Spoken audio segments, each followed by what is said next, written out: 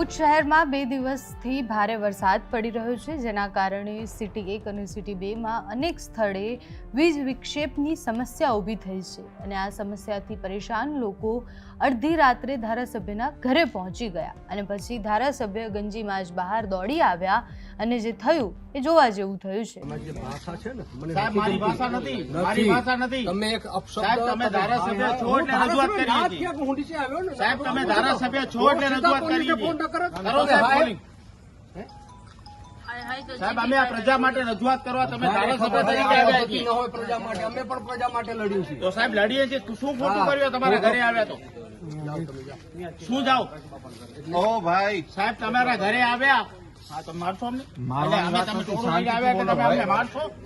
ભાઈ શાંતિ ગુંડાઓ છો તમે। તમે આ બંધ કર્યો રાતે 11:57 આ જે બી છે ત્રિપાઠી